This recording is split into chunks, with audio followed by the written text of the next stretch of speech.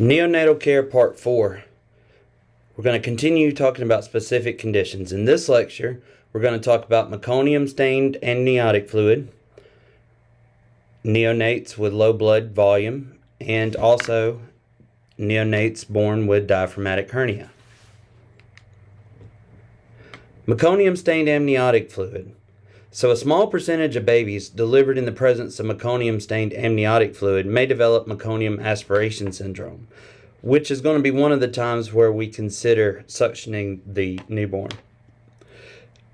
Meconium aspiration syndrome carries a high risk of mortality and morbidity, and it's more common in post-term newborns, those who are small for their gestational age, and newborns stressed before or during delivery. If newborns pass stool before birth, they may inhale the meconium-stained amniotic fluid, which causes airway issues. This may cause the airway to become plugged, which could cause hypoxia, which may lead to atelectasis, persistent pulmonary hypertension, hypoxemia, and aspiration pneumonitis, which in turn may lead to a delay in the drop in pulmonary vascular resistance, which may cause some more issues with the newborn becoming acclimated to the outside world. If there is a delay in the drop in pulmonary vascular resistance, this could cause a right to left shunting across the foramen ovale or the patent ductus arteriosus, which then this would be called persistent pulmonary hypertension of the newborn. So to decrease the risk of persistent pulmonary hypertension, we must ensure a clear airway. We've got to keep the newborn warm, minimize stimulation, and administer supplemental oxygen when necessary. If meconium aspiration occurs, follow closely for signs of deterioration of the newborn. We need to assess activity level. If the newborn's crying and vigorous, just use your standard interventions. Monitor the patient and make sure that he or she doesn't become more symptomatic. If depressed, though, start positive pressure ventilations. If positive pressure ventilations are not effective, intubation and suctioning may be required to remove the obstruction.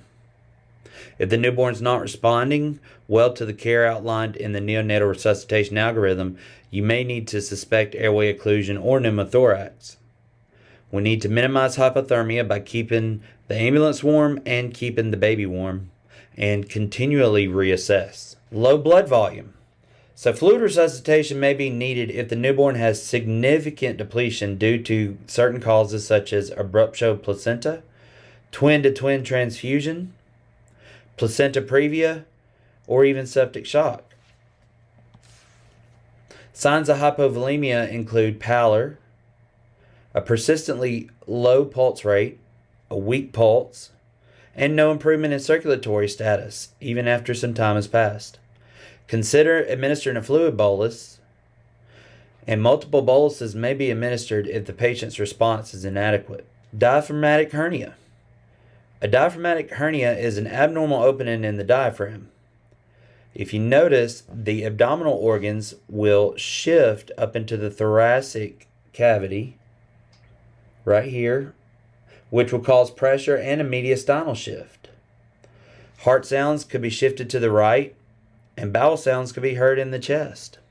You may also see respiratory distress. So a newborn may demonstrate few or no symptoms, but you may start seeing severe hypoxia and increased work of breathing. Resuscitate with supplemental oxygen if the newborn is hypoxic. If the newborn has a diaphragmatic hernia, bag mask ventilations will distend the intestines and compromise the ventilation further. If positive pressure ventilation is necessary, place an ET tube and deliver a peak ventilatory pressure of 25 millimeters of mercury or less. This is going to be very important, and you're going to have to adjust your settings. Place an OG tube and provide intermittent suctioning to minimize distension. Monitor the heart rate continuously during transport, because ultimately this is going to require surgical intervention.